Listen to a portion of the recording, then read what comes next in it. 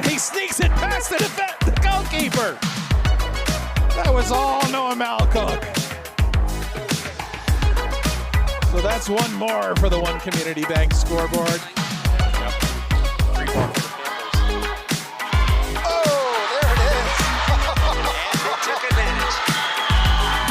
Setup to Coco Barnett, and she wipes out that point.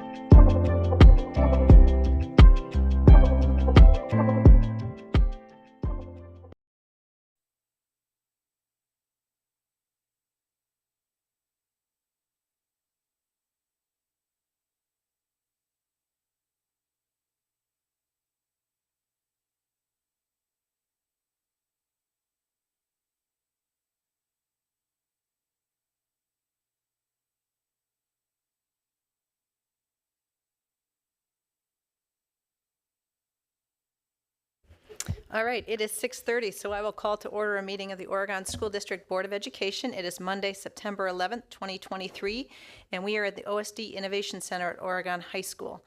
Katie, could you please call the roll? Ms. Bijak? Here. Dr. Bush? Ms. Garrison? Yes. Dr. Lakuta? Here. Mr. Pankratz? Present. Ms. Wright? Here. Ms. Flanagan? Present. Board does have a quorum, and I do have from Ms. Heitz that this meeting has been properly noticed, so we are good there. We only have one action item on the agenda tonight, and that's the 2023-2024 preliminary budget. So I will entertain a motion to approve this agenda. So moved. Is there a second? All those in favor, please say aye. Aye. Any opposed? Motion carries 6-0. Before we get to our agenda, though, it is a special day today. It is September 11th. So I'm going to turn it over to Dr. Bergstrom, who's going to say a few words. Thank you, everybody. Before we begin the agenda this evening, I want to take an opportunity on this important day in our country's history to remember the attacks, the terrorist attacks that occurred on September 11th in 2001. On this Patriot Day and National Day of Service and Remembrance, that's the official day, we remember and pay tribute to those who lost their lives on 9/11 and all of the heroes who made sacrifices to save the lives of others. Thank you. Okay, moving on to our consent calendar. We have our normal consent calendar items on there, and then I will read the following donations. Box of school supplies for the kids, courtesy of the Vogel Foundation, which is a donation of those supplies to FES, and then $1,800 from One Community Bank of McFarland, which is a donation to cover the cost of the OHS girls tennis team's uniform tops. So we thank those organizations and entities for their donations to the Oregon School District. All right, I will entertain a motion to approve the consent calendar. Is there a second? All right, Katie, could you please call the roll? Ms. Wright? Yes. Ms. Garrison? Yes. Ms. Bijak? Yes, but I'll abstain from the minutes from the August meeting. Okay. Dr. Bush? Yes. Dr. Lakuta? I will also abstain from the minutes of the August 28th meeting, but yes. Mr. Pankratz? Yes. Ms. Flanagan? Yes, motion carries 7-0. Thanks, everyone, and thanks for noting those abstentions. We'll put those in the minutes. Okay, moving to B, information items. First on the agenda for information items is public comment. Is there anyone here for public comment? Katie, did anyone register? No. Okay, is there anyone here for public comment? Okay, seeing none, we'll move on to OEA report. Is there anyone here from the OEA? Seeing none, I will move on to student report. And pretty soon we will have new students here gracing our presence, so we look forward to that. Okay, moving right along to C, action items. The first and only is the 2023-2024 preliminary budget, so I will turn that over to Dr. Bergstrom and Mr. Weiland to walk us through that. Thank you. And as Mr. Weiland's been here for, is it almost 30 years now? No. How many? How many years has it been? Wow. Feels like it. No. 24 years. 24 I've been in the years. job 31 years, but in other districts. 24 years as the person leading the preliminary budget discussion. And he's going to touch upon these things also, but it's just really important to note before we even begin that it is a broad priority to have fiscal sustainability within our school district, and subsequently it's a district goal for the same thing. And so the key strategy in this fiscal sustainability goal is to maintain some fiscal flexibility. And there's no clear and consistent pathway from the state, so we need to be able to create our own flexibility. And of course, this has to be done in alignment with what our community expects from us. And I think that's an important piece to note, that this 23-24 preliminary budget is within the $3 million referendum. The operational component, the salary and benefits component, is within the $3 million of approved referendum funding. And then finally, we're always looking for responsible ways to manage debt and save taxpayers money when we're able to do so. So as Mr. Weiland goes through the details tonight, you'll be able to hear those as some high-level themes. Thank you. So who's got the clicker? I do, and here it is. All right, perfect. So just a couple things to talk a little bit about process, because the process in Wisconsin is a little different. It's been changed several times. Years and years ago, we used to do an annual meeting in July, and it was kind of the way we decided how much money was available for our budget. That changed back in the early 90s, and we do things a little bit differently now because of the revenue limits that are in place. So the purpose of tonight's meeting is basically to establish the preliminary budget that we then take for a budget hearing 2 weeks from tonight at our annual meeting. So it's kind of always connected to the annual meeting where we do the budget hearing. And basically that's the time for the community to come and hear what's going on fiscally from the school district, as well as provide any input to the Board of Education. So our annual meeting is on September 25th. So tonight, should you approve the preliminary budget, we would put a notification in the Oregon Observer so that people can see that budget and then provide input. The preliminary budget is revised when all known factors are kind of figured out. Some of those factors we're getting real close to those dates. At the end of this week is our third Friday count date. It will take us a few days, maybe even a week or so after that day to make sure that we have all the numbers right. We go through a number of different reviews to make sure that we have all our students accounted for. That seems like it should be an easy thing, but we have a lot of different service delivery methods for some of our students, and so sometimes they're physically not in our building, and we have to identify that and make sure that we are serving them, specifically the older students for the most part. as well as at the end of the month, or actually, I'm sorry, at the end of this week as well, we should know what our equalized assessed value is. That really doesn't decide how much money we have to spend or anything like that, but it helps establish what the mill rate's going to be and how we distribute that to our different municipalities.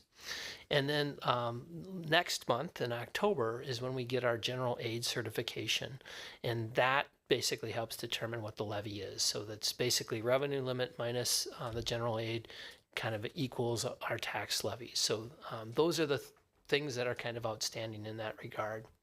The revised budget that we then, based on those adjustments, come back to you in what's called the original budget. And the original budget is what is kind of how we're measured against, so to speak, when they do the audit and they try to identify, okay, how well did you spend, or how much did you spend compared to the original budget than you had projected. So that's how that's done. And then obviously we set the tax levy at the same time we set the original budget, which is the last or the fourth Monday in October. So some key budget components or strategies that we put in place with this budget: maintain fiscal financial flexibility to enhance our fiscal sustainability. That's our goal number 4 from the Board of Education, as Dr. Bergstrom mentioned. Make sure that we're in alignment with the community by staying within the parameters of the November 22nd referendum this last year. And then responsibly manage our debt service. So looking at how we can kind of manage our levy utilizing debt service and reduce interest costs if possible. So our property tax levy is kind of obviously a main component to this calculation here. So we wanted to kind of just talk a little bit about that. And obviously the first thing that's in the calculation as an increase is about $3 million associated with the revenue limit. So we talked about making sure that we spend that exactly how we had anticipated spending it. We do have kind of an interesting situation where the state actually didn't put as much money into the state aid formula as we would have liked. They put money in another fund, which is going to provide some tax relief to us, and I'll talk about that in a second. But by not putting as much money into that fund, and because the Oregon School District has had a significant increase in EAV, the state aid formula basically says, hey, Oregon, you've got more money to tax, so therefore you're going to get less state aid. And so by reducing our state aid, that will increase our levy by about $350,000. That's an estimate at this point in time. Again, we'll know that in October. And then we had community education services, which is outside the revenue limit, an increase of $50,000 for the tax levy there. And then this is something that the board can kind of decide with, but the intent was to provide an option to call some debt in the future and basically use $300,000 to do that. So that's something, we're not making decisions or anything tonight, but right now that's in the preliminary budget. So if you think the levy's too high, we can come back and talk about that, as well as what the advantages of increasing that levy by the $300,000 are. What we're not doing, and this was promises that the board, not promises, but comments that the board made this last year when we were going through the referendum, the board was talking about, hey, if we get additional flexibility from the state, we're not going to utilize that flexibility. We wouldn't use that flexibility. We let that go. So what we are proposing right now is not levying the additional $325 per student, as well as there's a transfer of service component. It's actually $107,000. Transfer of service is an exemption to the revenue limit. It allows us to capture funds associated with services that we provide students that come from outside of our community into our community. So if we have to increase staffing because of that, we are given an exemption. And what we are proposing is not accessing that because the state did give us some special education funding this last year, as well as not accessing what would amount to about $1.25 million in revenue limit flexibility. So those two things will add up to about $1.35 million that the board, what I'm proposing at this point in time, the board would not access because it would increase property taxes for our property tax for our residents. So that being said, this is what that strategy is. And again, this is an opportunity for people to weigh in on these strategies. But basically, here's my favorite sheet that we talk about. And it basically gives kind of a summary of everything that's going on in the school district financially. Oregon School District and all school districts in most states are fund-based. So there are buckets, if you would, or funds that do different things within the school district. So the first one is the general fund, and it's the major fund in the school district. And you can see that we are, revenues exceed expenditures a little bit, but we're actually transferring revenues out of that fund to 3 different funds. And I'll talk about those. The first one is Special Education Fund, and it's the major transfer, and it's designed that way by the state. Fund 27 is our fund for special education. It's a way for the Department of Public Instruction to quantify special education costs easily so that they can account for them and use them, basically keep track of them. So you'll notice that the Special Education Fund 27 has a 0 balance at the beginning of the year and a 0 balance at the end of the year. And it does bring some revenues in, but it's not self-sustaining. So the general fund has to transfer funds to make it basically whole. And you can see that that's $6.5 million. The second component, I'm going to actually jump down to the Food Service Fund. And that's $110,000. Within the referendum this last year, we planned to increase our wages for our support staff. And so that $110,000 helps us make whole to some degree for those increases in wages. So that's what that is. The $1.352 million is very similar to the number I mentioned a little bit ago, the 1.25 and the $107,000. Basically what's happening is, in order to maintain goal number 4 of the board, to maintain that fiscal flexibility or enhance our fiscal flexibility, we are actually going to levy those funds in our education fund, but then deduct them from our debt service fund. And that is a strategy that we have used in our district before, as well as other school districts.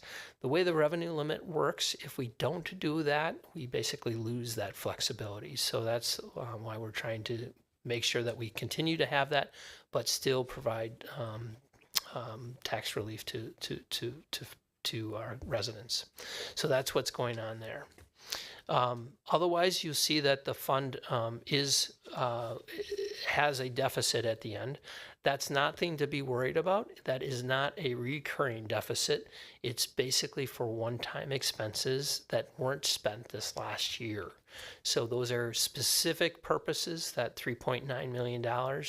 And I can give you a couple of instances for them. If you look at the tennis courts weren't done on July 1st. July 1st is when our new fiscal year comes into place. So there's approximately $500,000 associated with that tennis court projects in that $3.9 million. There are some payments to our OPEB fund for our post-employment benefits in there. There are monies remaining from different budgets within the school district, both departmental budgets as well as school budgets that were unspent this last year. So they're not recurring. They're just leftover funds that weren't spent at the end of the year that are going to carry over to the next year. So as we go down the list of funds, I'll briefly mention each of them and what their purpose is. The Special Projects Fund is related to 2 things. It's our student activity accounts. That's where the Department of Public Instruction asks that we put those. So if there's a group, for instance, a student-led group that does, I was thinking of the group that goes to Chicago, and I just lost their name. But it could be, for instance, the basketball team, raising money for T-shirts or something like that, or running camps. That can be through those funds. The other thing is for gifts that are recognized. So last board meeting, we had a $50,000 gift that was unanimously provided to us. That gift won't be spent in 1 year. It's large enough that it's probably going to be spent over several years. And so we put it in the Fund 21 and say that it has to be used for the purpose that the donor provided to us. So that's the other thing that would be in that fund. So that's the special project fund. Special education we've already talked about. The debt service we've mentioned again. That's what pays for the bonds that built the area that we're in, as well as Forest Edge. Those are our two big bond payments that are out there. The capital and long-term capital improvement fund is something that we talked about a number of years ago. Someday we may utilize that to kind of spread out the cost of larger projects that otherwise would have to be paid for over multi-years. And so that's a way to kind of spread the cost out. And that's something that's important to us in our, when we're in the state aid formula category that we are, that kind of helps take dips and valleys and hills out of our expenses. Referendum bonds, those are the funds that are remaining from Forest Edge, and the security component of that referendum. People may not remember, but if you actually look at the referendum question, there were security components there. That $500,000 is not $500,000 anymore. We spent $150,000 right around there on the playground this last summer, and I think that's been hugely successful, as well as we basically improved the PA systems in all of our schools this summer so that we can better inform people what's going on, specifically in security type situations. That was a really, really high priority need from our schools. So those funds are being spent very quickly and doing things as well with radios and communication, that type of thing. We talked a little bit about our food service fund. I'll mention that this fund has had some challenges, I would say. The cost of food has gone up significantly. And then we were recently told that the federal reimbursement formula was changed significantly, and that's going to create some issues for us down the road. So you'll see the fund balance starting the year at 338, but we anticipate we may have spent that entire fund balance by the end of the year. So that's a fund that we something that we're going to have to spend some time exploring and looking at this next year, and trying to figure out how we kind of come up with a sustainable solution for that fund in the future. We have a very, very popular food service program, but right now our costs are just not aligned with our revenues, and that's not something that's different for Oregon School District. A lot of districts in our same situation are dealing with the same thing. The Employee Trust Fund is the next fund, and the OPEB liability funds. Those are two funds that are kind of connected to some degree, but with specific different purposes. The Employee Trust Fund is a fund that basically helps us with our employees as far as when they have sick leave, they can convert that to money for insurance purposes, and that's what holds those funds. And then our OPEB fund is for those folks that get a retirement benefit from the district for insurance that's paid for. As you can see, we've got a decent balance in that fund, and very well, when we do our study this next year, may come to a point where we're fully funded for OPEB. We will be very close, I think, at the end of this year. I should mention that in the past I would talk about two debt service funds. I've just popped into my head, but we actually paid off our other debt service fund this last year. So that was used to pay for our unfunded liabilities for our retirement system that they levied against us in probably 20 some years ago. And that entire debt is paid off now. So we have one less fund for Andy to talk about. And I still got it in there this year. But I won't talk about it next year. Then we have our community education services, and we break them out into three different functions. Our pool is there, as well as our community education areas. So the different programs that we run in community ed, anything from Spark to how to ride horses to different types of crafting type things that are run out of our community ed department. And the Performing Arts Center, which is the facility here in this building just down the hall, which runs different programming for the community here as well. So an interesting thing in that fund is it's supposed to have a zero balance at the end of the year. So you see something kind of interesting happening there. At the beginning of the year, we have about a $50,000 budget, but you'll see that at the end of the year, we've got a zero budget. So every year at the end of the year, we're supposed to target a zero. Now, it doesn't mean that we're going to hit it, but that's the intent, is trying to do that. So what that basically means is the levy is offset by about $50,000 in balances that we have there. So the levy's $50,000 less than what it would be if we were to maintain that fund balance. And that's by law, that's required to do, and it's been in place now for probably about 7 or 8 years. Cooperative Purchase Fund, that's a vocational education grant that we have that's in that fund, and then we also are the fiscal manager for the Badger Conference. So Mr. Pleiner serves as the treasurer for that. It's a very small amount, but majority of that is a federal vocational grant that we administer for a number of school districts, at least for 1 more year. So I think I get to the fund balance, or the levy rate and the mill rate, the levy and the mill rate here, and you can kind of see it going up by the amount of money that I talked about before, the $3 million plus the $350,000 plus the $300,000 for the debt service strategy that we've talked about, as well as $50,000 for community ed. Takes us to a levy of almost $39 million this next year. But because of a significant increase in our equalized assessed value, we're projecting about a 9.59 rate. So the rate actually going down about 5%. Now, as property values increase, and most people's property values are increasing around 10, 11%, that if the rate doesn't go down by 10%, you're going to pay more. Well, in our referendum, we anticipated that there would be an increase, but I'm happy to say that in the one of the things that the state included was this levy credit component that's going to actually help mitigate some of the increases in people's taxes this year. And that was included within the a bill that happened right before the state budget was passed. And it's a significant amount of increase into the levy credit. School districts don't actually see these funds, but they are reduced on people's tax bills under the school levy. So that will impact us fairly significantly. The amount of money that went in there was more than the amount of money that went into the state aid formula.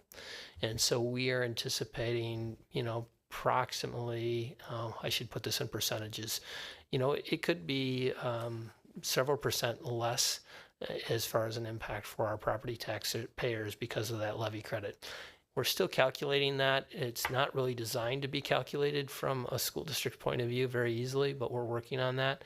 But I would anticipate that with this budget, when we were passing the referendum, we were probably in the $96 amount per $100,000 increase. I would anticipate we're probably around half of that with a levy credit in place. So something for people to kind of hopefully rejoice in a little bit, that there's a little bit of reduction in what our estimate was for this year because of the levy credit, and then our managing the funds that were provided to us. So with that said, are there any questions? So I think what we'll do tonight is we'll give everybody an opportunity to ask questions of Andy and have a little bit of discussion before we kind of put a motion on the floor, if that sounds okay to everyone. So I will entertain whoever wants to go first. Go ahead, Leslie. So Andy, when on the section where it was employee trust fund and OPEB liability, the bottom of that talks about a contribution needing to be made for DPI to allow for this year's special education contribution. Can you explain how that is linked? I don't understand that. Yeah, so when the OPEB fund was established like 16, 17 years ago, the concept was that we had a benefit, and so a little history on that. There were benefits that governmental units were providing to employees, but they weren't really quantified anywhere, and it was an obligation. So the Governmental Accounting Standards Bureau came out with a GASB ruling, basically said that you have to if you're going to provide that type of benefit, you have to quantify the liability. So when that happened, we thought, okay, how do we secure the ability to provide that benefit to people into the future? And so we set up this fund. And when you set up the fund, you have to do for the size district that we are, you have to do an actuarial study every 2 years.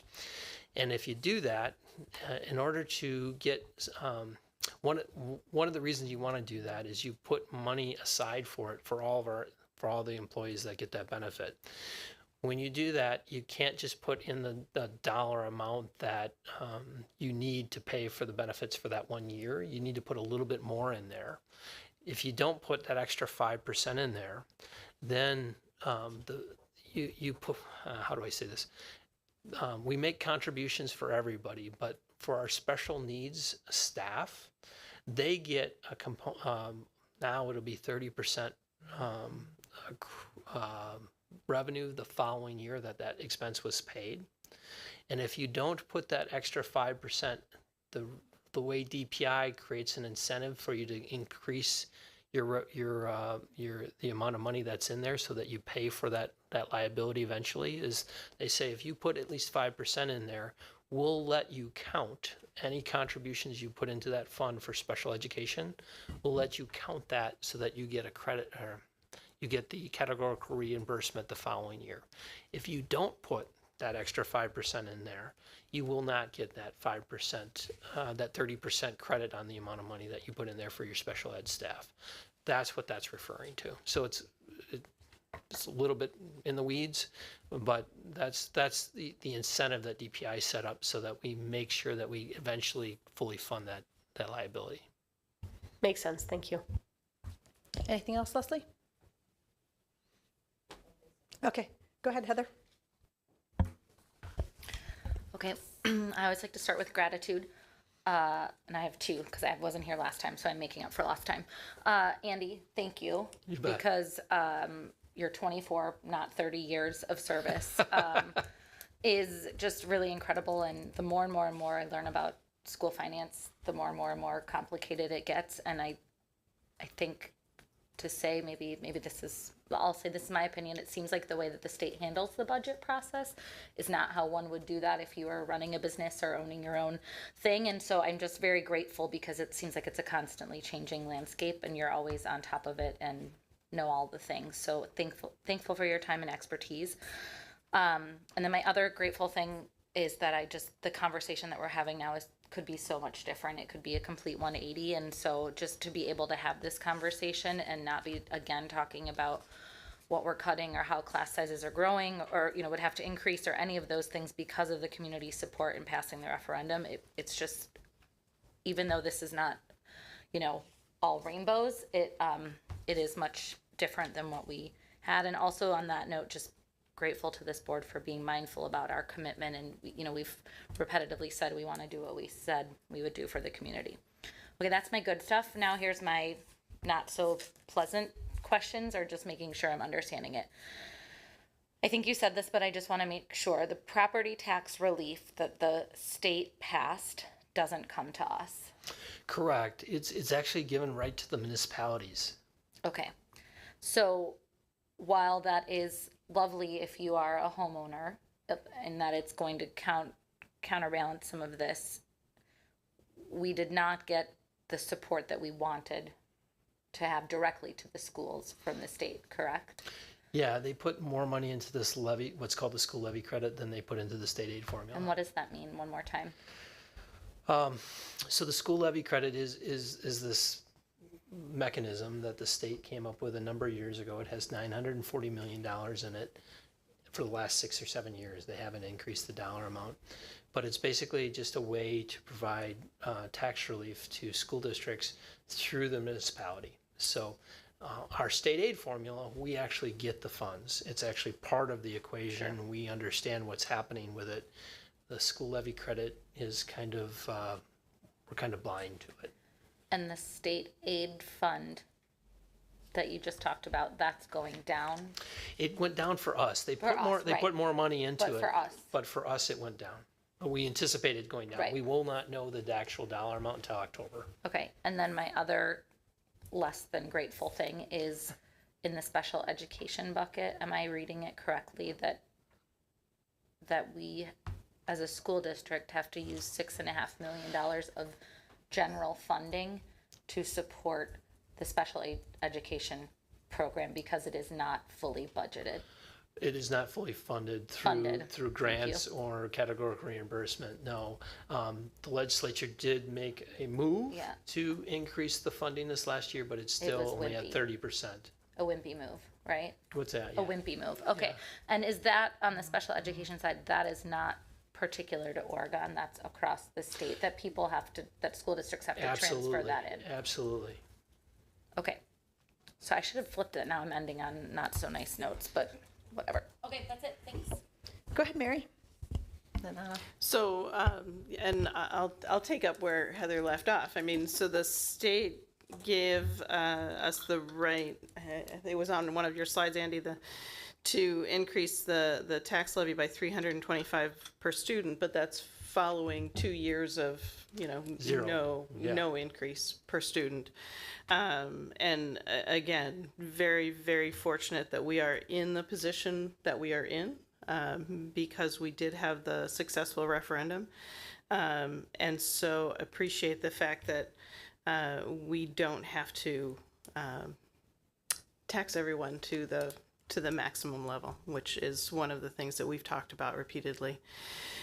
Andy, can you talk about, so the mill rate that was on one of the slides of decreasing by 5% to 9.59, can everyone in every municipality, because we cover a lot of different municipalities, anticipate that number? In some degree, yes. It's the same number distributed out. But when people look at their individual tax bills, we distribute that based on what's called the equalized assessed value. That's determined by the Department of Revenue. When municipalities calculate their levy and they spread it out, they use what's their basic assessed value. And sometimes people's assessments don't change very often. But if you look at the tax bill with a fine tooth comb, you'll find something, especially in like, well, you find it on the tax bill, but you'll find it on like Access Dane or in the Greene County system as well. Market value. Market value is actually equalized assessed value. So in order for us to treat all municipalities the same, because they all have different assessment practices, we have to use the Department of Revenue's kind of equalized assessed value, which basically is saying we're treating everybody the same based on how the Department of Revenue says we should treat them.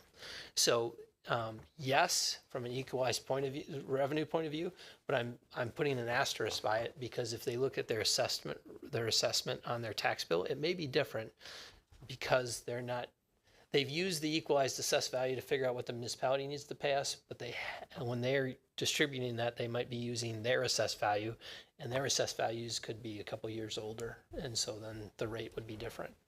I'm sorry, there's not an easier way to explain that, but that's how it works. No, thank you. Or it could have been assessed more recently, in Absolutely. which case you would see a more remarkable difference, right? If you see there's a ratio on your tax bill, if it's close to 1, that means they're right on with the Department of Revenue. If it's less than 1, it means they probably haven't had a recent appraisal. And if it's over 1, then you're actually slightly overassessed. You don't see over 1 very often. You usually see a lower 1. Okay. And I'm blanking on what you called it, the school levy credit. Yes. And that will be shown on the tax bill. So, and maybe I'll do a little presentation on this at the annual meeting. Basically, it is netted out. So when you look at your tax bill, you'll see Oregon School District and you'll see a line. And it'll show how much taxes we had last year and how much taxes we had this year. And in that levy credit, which is the dollar amount that's right above that section on your tax bill, it'll actually show you a dollar amount. The levy for this year will be reduced by that amount of money that's in that levy credit line. And in that box, it's a little box. And so that when you look at the percentage of school levy increase or decrease, but this year it'll be an increase, just won't be as much as we anticipated. It will be netted out in that percentage. Okay. All right. Thank you. That's all. Anna, you're up. Great. I'll echo a lot of the compliments to you, Andy. Thank you so much. You make our jobs much easier because you provide really good information to us. But it does still mean that this is a lot of data, a lot of information. Yeah. So I do want to clarify and kind of just make a couple of comments and a couple of questions.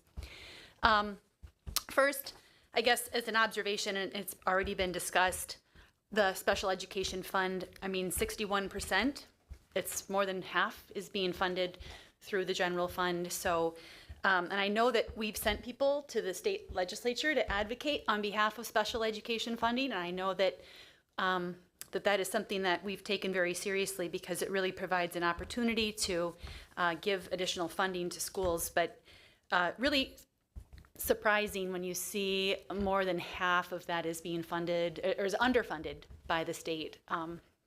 So just an observation on that.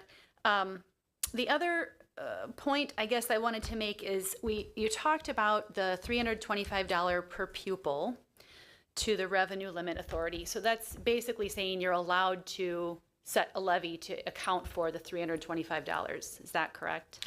We or our revenue. Yeah, we would be able to set that amount. That's allowed by law correctly. Okay. However, what I heard is that we are not going to leverage that. Instead, it's going to be, we're going to under levy in our debt services fund to account for that. Correct. So it's not the $3 million that we are collecting through the referendum override is not, it takes into account essentially this 325 that is that is being under levied in our debt services fund. Yeah, basically what I understood the board to say last year when we were going to the referendum is that if we're given additional authority or additional funds, we would not access that because the $3 million was what we needed. Mm-hmm. Mm-hmm. And so in order to create some flexibility, we're going to levy it, but then we're going to provide it back in the debt service fund. Great. I just wanted to clarify that that's what we're reading in this because I want to make sure that that's very clear that that's how that's being handled. And then I do have another question about the referendum debt service fund. So you talked about an optional contribution that would offset some of the debt payment, and that was an additional $300,000. Correct. Can you tell me, does this $9.59 mill rate take that into account at this point in time? It does. Or is that not reflected in this? No, it is reflected. So these numbers allow for that type of flexibility to save money in the long run by allowing us to accelerate our debt payment. Is that what I'm understanding? Yep. I did a quick estimate this afternoon. I said, if we were able to levy this $300,000 now, because there's 10 years left in the bonds, we'll save well over $100,000 in interest costs. Okay. So that seems to make sense to me, given the fact that we're always looking for ways to save money and be financially, fiscally responsible. So that sounds like a good thing, especially given the fact that our mill rate is where it is at for with the equalized assessed value hopefully coming in at the numbers that allows us to be at that.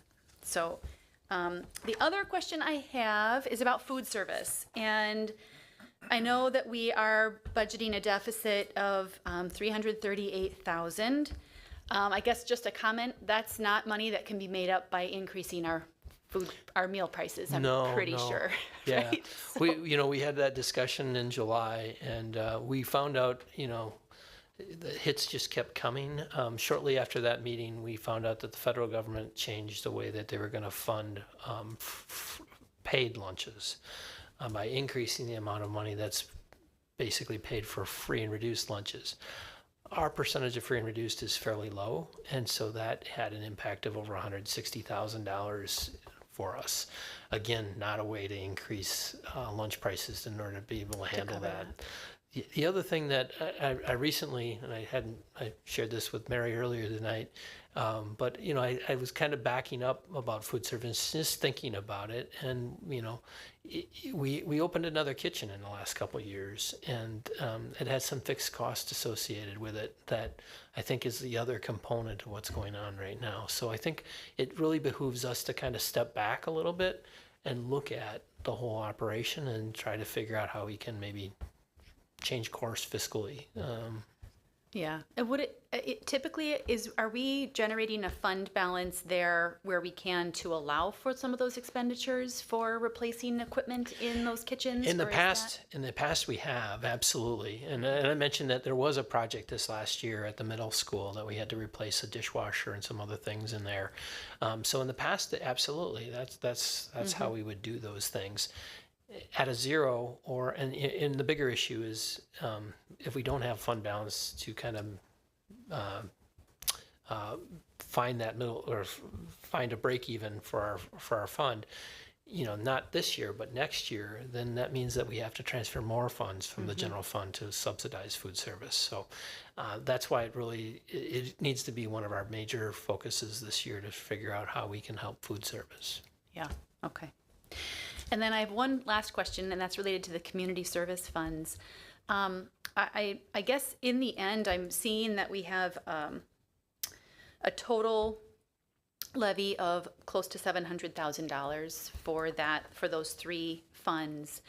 And I guess my question would be, I noticed, our Performing Arts Center, we're bringing in some entertainers, we're bringing in some different groups. Is there a point in time where some of these things can start to support themselves and or bring in some additional revenue to offset some of that from a community education and performing arts and a pool perspective? Yeah, the majority of the levy for performing arts is just associated with the director of the Performing Arts Center and his time associated with community ed type things. Yeah, the majority of them, and he actually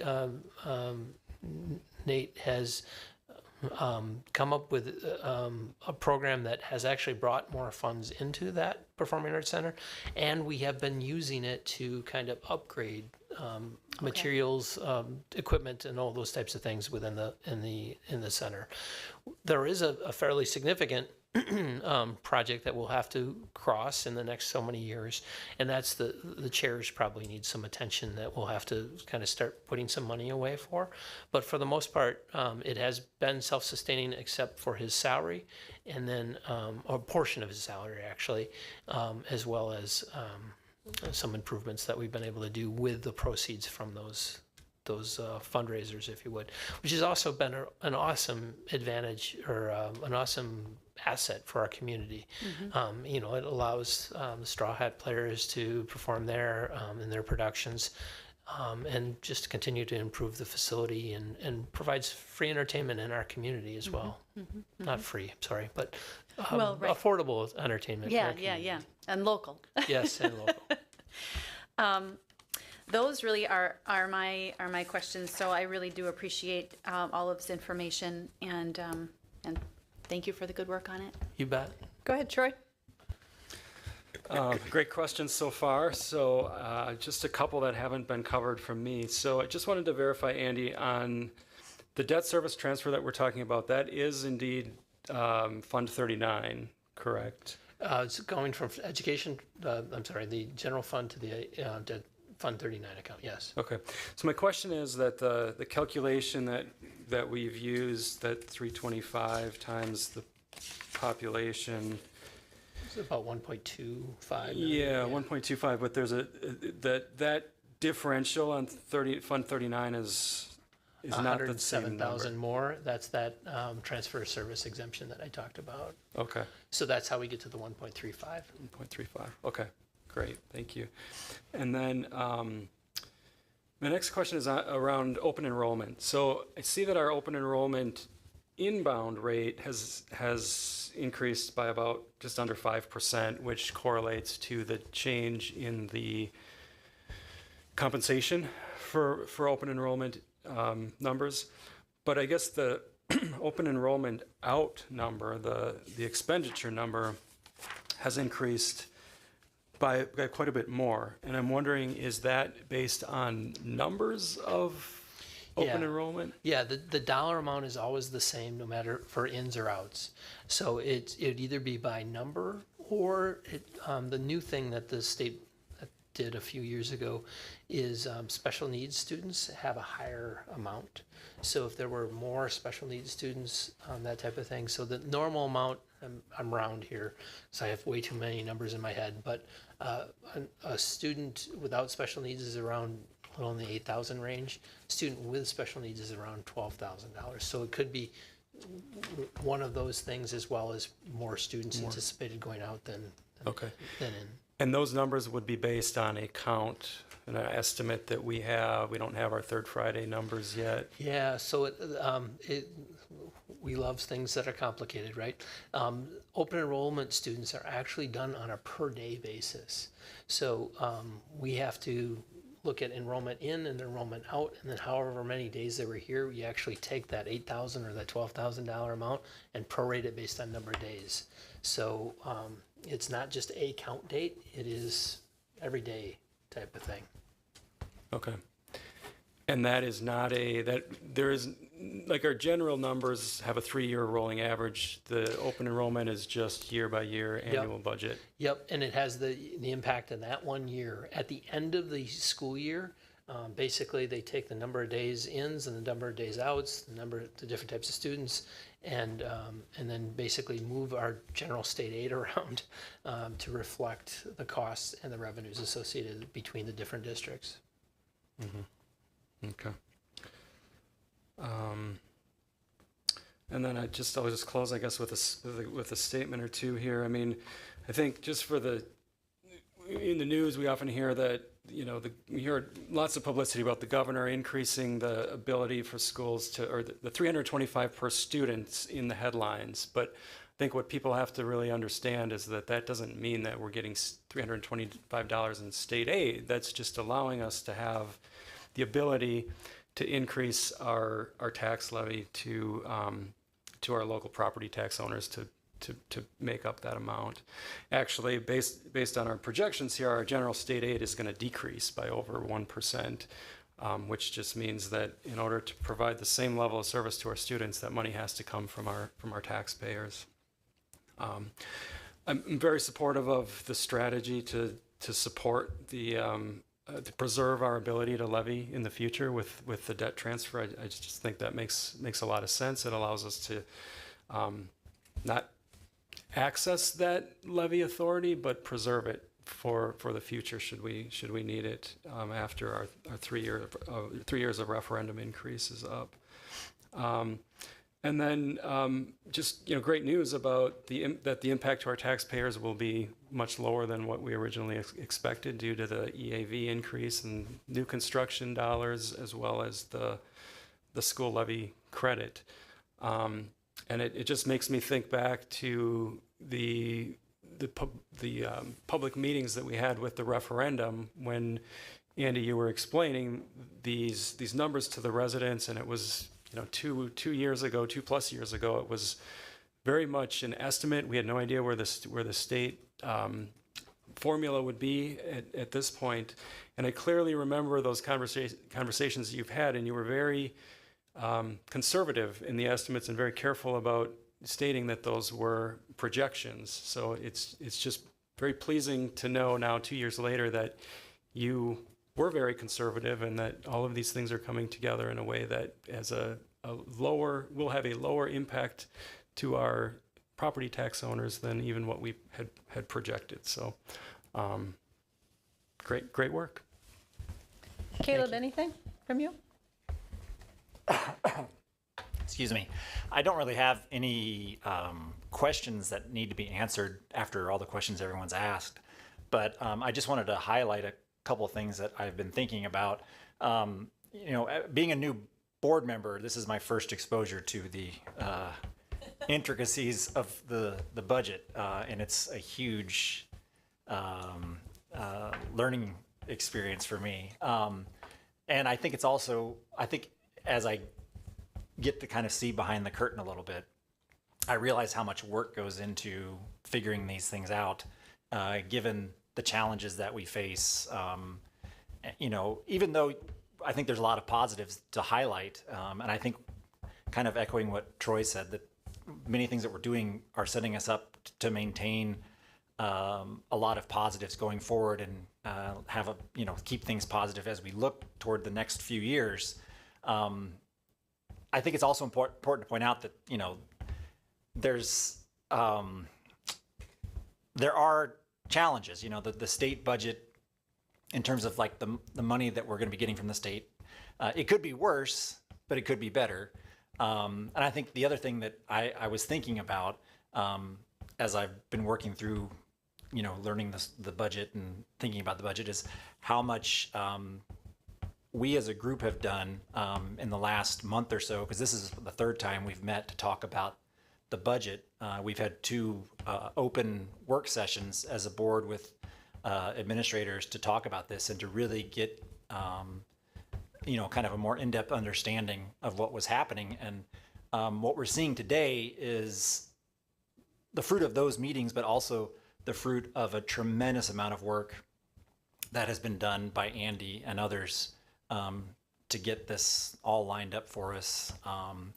And I mean, again, this is my first time doing this and working through this process, but I feel very positive about where we're at as a district, because we could be having very different discussions right now than the ones that we're having. Even though like I said, we do face some challenges. It's not like everything's perfect.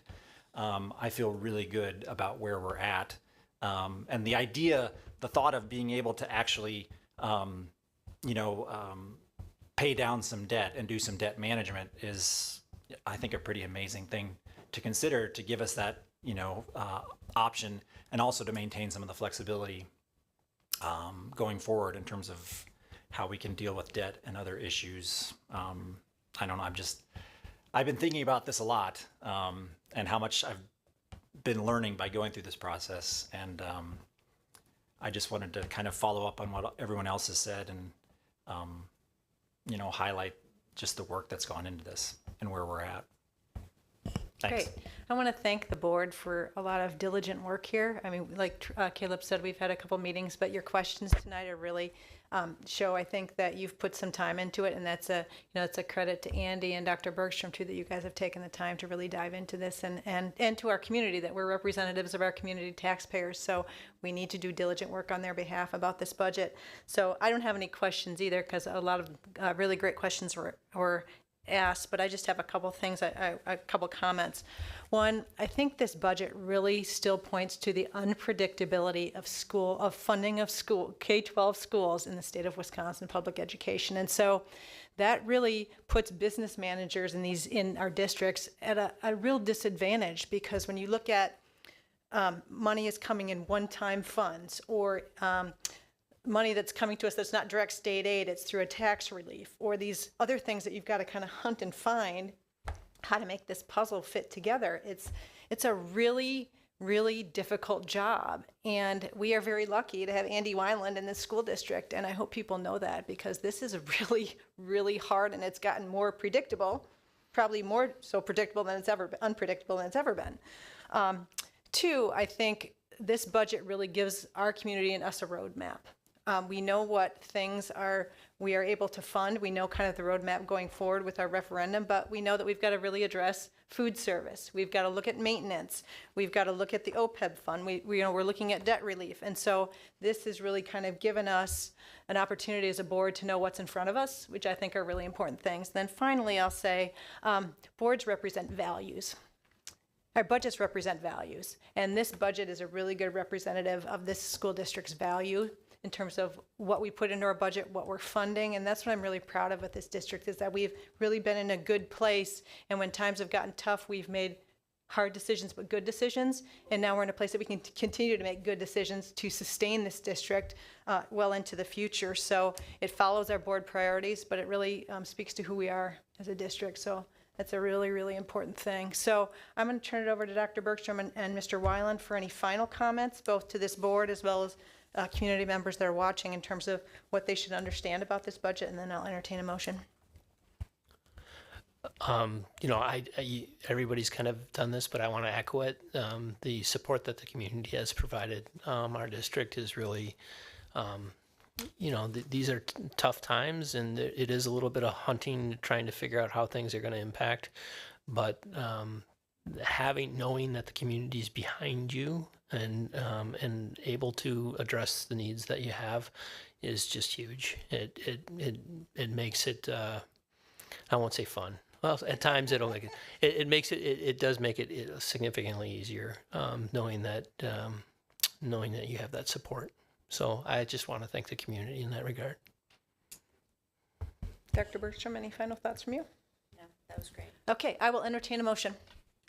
I'll make that motion. All right, we have a motion. Do we have a second? I'll second. All right, we have a motion and a second. Any further discussion? And that motion is to approve the 2023-2024 preliminary budget. Okay. All right, any further discussion? Go ahead, Anna. I guess I want to just follow up on your unpredictability statement and the fact that I'm so thankful that our district, that we went forward with a referendum, because we just saw that now from our state that they're willing to provide tax relief to property owners and to residents, but not school funding. So if we didn't have the referendum, we wouldn't have the money. But the state is coming to the table at least providing relief to people to offset the referendum. So again, so thankful our district has that opportunity to have those funds available, and that we're going to see some potential relief on the tax bill from the state. So it's just another example of the unpredictability of how the state is going to offset and or provide any funding for schools, because it's not funding for schools, it's tax relief for what schools are charging. So I guess that's really all I wanted to comment. No, good points. All right, Katie, could you please call the roll? Dr. Lakuta? Yes. Mr. Pankratz? Yes. Ms. Bijak? Yes. Dr. Bush? Yes. Ms. Garrison? Yes. Ms. Wright? Yes. Ms. Flanagan? Yes, motion carries 7-0. Thanks, everybody. Okay, moving on to D, discussion items, committee reports. The committees have not met, and so we are discussing, like we have been doing, kind of some open work sessions as we move forward with some of these issues before the board. So we'll have updates on that coming soon. So I will turn it over to Dr. Bergstrom for E, information items, which is the opening of school, visioning and strategic planning, teaching and learning, and then the superintendent's report. Thank you. And the opening of school, first of all, it's been a great first week and one day. But when our educators were back last week as part of their welcome back week, where they spent most of their time in their building, and a short time in the afternoon on Thursday in the high school gym with all of us together. And you can see here it was filled with music and staff t-shirts that were colorful expressions of all that they bring to their buildings. And it was an hour plus spent with some really wonderful people, and that's very connected to what we just talked about. Because one of our big goals as a district is the retention and recruitment of excellent staff. And my goodness, have we done a great job with that. And they were all in the gym together, and we were talking, both Board President Flanagan and myself, about what is important, what we're focusing on as a district. We have a lot of really talented people who are working for us, so we managed to recruit some really talented people this year too. And then we also had some students talking. So imagine what that feels like to be 16 or 17 years old and to be in a gymnasium that is filled with hundreds of educators. Some you've had, some you have not. And to be able to go up and talk about what you found to be a really valuable experience in at some point in the system. Well, the 6 students that you see in the center top picture, that's what they did. They took the microphone and they spoke about their experience as a student to hundreds of educators in the room, and they were very, very impressive. Much greater facility as public speakers than anything I ever demonstrated at their age. And so I'm eager to see what they will do. And as a matter of fact, a couple of them said that they were potential teachers. And then the actual first day of school, it was kind of fun because we had some special guests here who came from DPI and who also came from the state government. We had Lieutenant Governor Sarah Rodriguez, and then we had Tricia Collins as the Assistant State Superintendent, Jessica Sharkus as the State Food Service Director, and Laura Rokert as the Director of Teaching and Learning. And they came and joined our Food Service Director, Sarah Tomaszewicz, and I and obviously Carrie Majeski, for a tour of Forest Edge, particularly noting the sustainability elements of the design, but then also for a podcast afterward. And so we really appreciated having them here and sharing the excitement of the first day with us. And it really was exciting. So we went up in the corner with the stop sign. That's one of our graduates within the last 5 years, Shirley, who's back with us now and helping guide traffic in the morning. You see Principal Goltz in the center. That is her ducky umbrella that she uses to show all the kindergartners who get off the bus to follow the duck umbrella, and she takes them to where they need to be.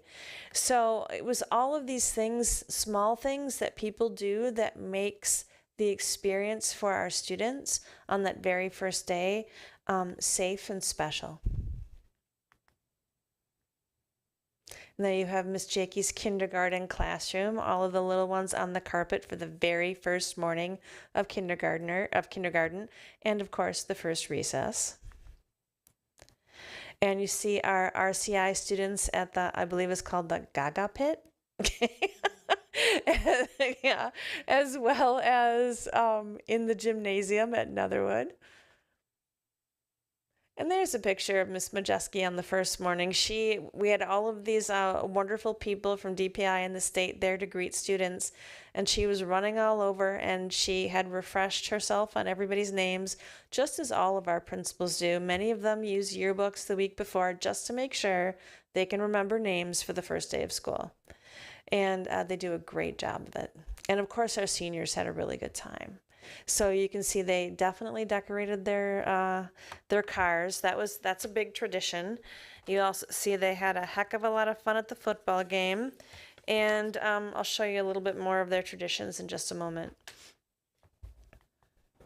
So for visioning and strategic planning, we have a work session in 2 weeks with the school board and the administrators from the district and the building to talk about the very lowest bar here on the graphic you see in front of you, the annual goals and action plans for the school. So how the board priorities, the district goals, how they feed into the goals for the school district or goals for the buildings within the school district. So here we have the priorities. And you saw priority 4, enhancing the future financial health of the district. That's definitely a focus area for the evening. And then you see how those priorities have become measurable goals for the district. And under each of those goals, or particularly, goals 1 and 2, our schools have goals. And that's what they'll be sharing with you, the goals and the measurements for that when we are together on September 25th. And as far as teaching and learning, I think I mostly just covered that with the first day back and the idea that it's been a really nice first week. So here are some highlights. You have the STEAM students from Mr. Fisher's class already out there getting seeds for the flower beds used to increase the diversity of the orbs in the school prairie and the school forest. So right away, students are outside doing some work. And if nobody drove by the middle school this summer, their prairie area and their native plants landscaping is really lovely, really lovely. Home construction project is well underway. You see the foundations poured and they're already starting on the walls. So our students are really getting at that right away. It's in the Autumn Woods neighborhood. And over the course of the year, and we've spoken about this before, our students have an absolutely fantastic learning experience that is not only applicable to the trades, and it certainly is, but I think it's applicable to anything they want to do in life. And if you have any question, you should go back and listen to the podcast done at the house last year, because the students spoke about that with absolutely no prodding from me.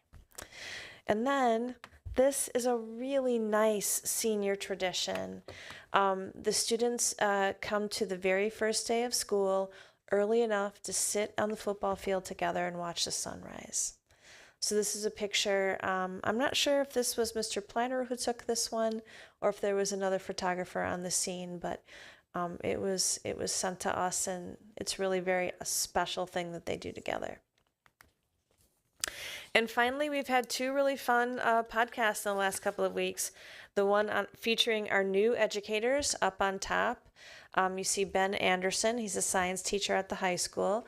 Evan Bonsell, who's a new social studies teacher at the high school. And Jackie Shore, who's doing the work of the library director at the middle school. And then you see another picture of all of the wonderful people from DPI and the state who came here on the first day of school. And that's it. Great. Just a couple things. One, my stupid injury doesn't allow me to run, so I've been catching up on my podcasts on the elliptical, and they are so cool. If you have not listened to the podcasts, I listened to like the last 4. They are amazing stories. I mean, you do a wonderful job, but just the breadth and depth of what's going on in our district, they're really, really cool. And then the other thing, the back to school assembly, like rivals graduation for me. So as a board member, if you haven't come to that, mark your calendar the first week of teachers back, and that Thursday before the Labor Day weekend. It is a really cool event, such high energy, and all the teachers are super excited, and I am always amazed how well our students do. They speak better than I do in a group in front of 600 people. I mean, it's pretty impressive, like you said. So wonderful start to the year. Okay, closing, future agenda, September 25th, our annual meeting, and then we will have a board work session after that annual meeting. So that will be a really good evening for us, and we invite the community into that annual meeting. And then I will move to checkout. Mary, anything? No, not for me. Heather? A couple things. One, each year I'm astounded. We have such wonderful teachers in this district and staff, and just to see the first day excitement. But, I always have a bit of sadness at the end of the last school year, because I'm like, man, my kids had incredible teachers, and all the kids, have all these wonderful teachers. And I'm always like, how could it get, the same or better? And it just does. And so I'm so grateful as a parent and as a board member for the incredible effort and commitment and passion that our teachers have.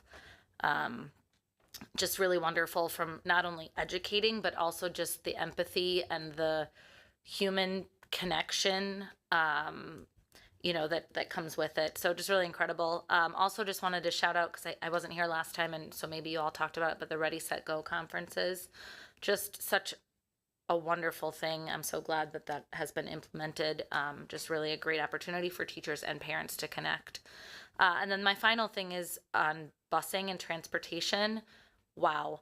I'm sure anybody who's seen the news has seen the struggles that districts around us are having, and that is not to, lay any sort of negativity on them, but just how lucky, how intentional, not just luck, but what intention has gone into how this district operates transportation. And of course, always leading up to and, first few days bumps in the road, pun intended, but just the fact that buses are there, and we have buses, we have drivers, and, we're talking about kind of just being a little later off schedule, as opposed to, students not having a ride home or having rides to athletics. So I just, again, it isn't just luck, but it is an intention, and I'm grateful for that. Thank you, Heather, for those points. Really appreciated. Troy, anything? Leslie, Caleb. I'm going to keep it brief, but I was just thinking about what was mentioned earlier about having community support.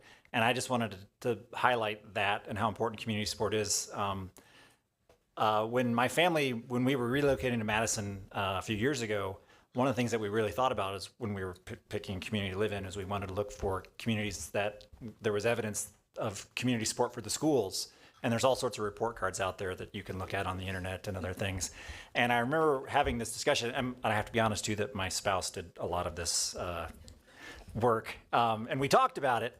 And one of the things that we talked about was how well this school district measured up in comparison to other school districts in the state and in the area in terms of having community support, and how attractive that was for us when we were relocating to Madison 7 or 8 years ago.